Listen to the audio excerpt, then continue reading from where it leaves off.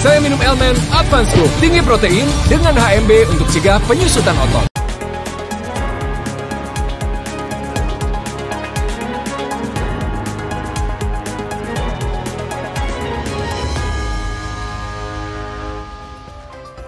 Halo, selamat pagi saudara. Kompas Bisnis kembali hadir ke hadapan Anda bersama saya Asri Gunawan. Informasi pertama, pemerintah berencana memotong gaji pekerja untuk program pensiun tambahan. Otoritas Jasa Keuangan saat ini masih menunggu penerbitan peraturan pemerintah program pensiun tambahan.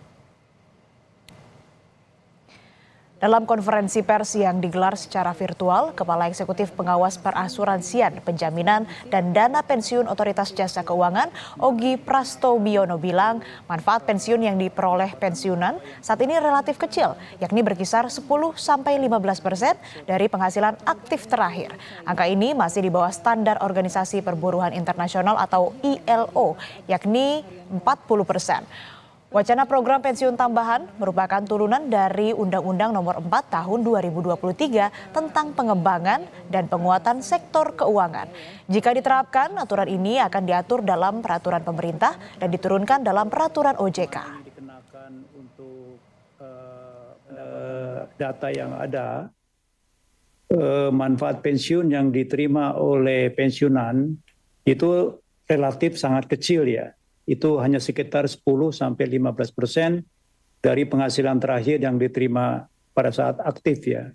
Sementara upaya untuk peningkatan perlindungan hari tua dan juga memajukan kesejahteraan umum itu dari ILO itu ada standar yang ideal itu adalah 40%. Ekonom Center of Economic and Law Studies Nailul Huda menilai wacana pemotongan gaji pekerja untuk program pensiun tambahan tidak tepat jika diterapkan saat ini. Menurut Nailul, masyarakat Indonesia saat ini sedang menghadapi tekanan ekonomi seperti kenaikan harga bahan pokok serta pelemahan daya beli. Jika diterapkan, pemerintah diharapkan bisa mempertimbangkan efek jangka pendek dan jangka panjang dari kebijakan ini.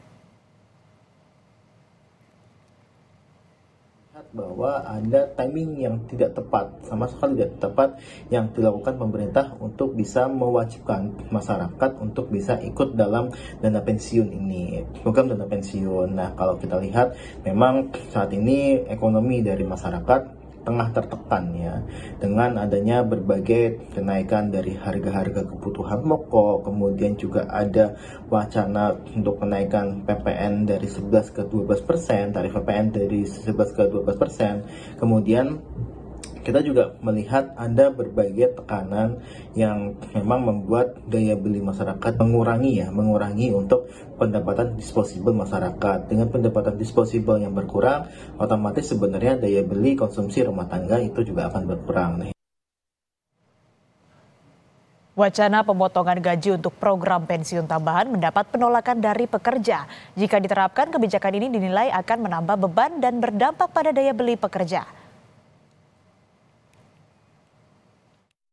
Kalau untuk rencana pemotongan itu saya nggak setuju ya.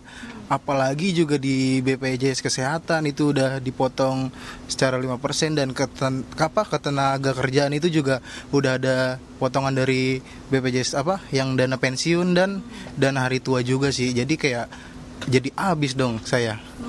Berarti bisa dibilang nanti kalau ada pemotongan dana pensiun lagi double-double gitu ya? Iya, jadi double-double buat apa gitu.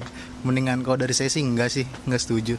Iya. Aduh, kalau itu saya nggak setuju banget sih. Saya orang pertama yang nggak bakal setuju karena gimana ya?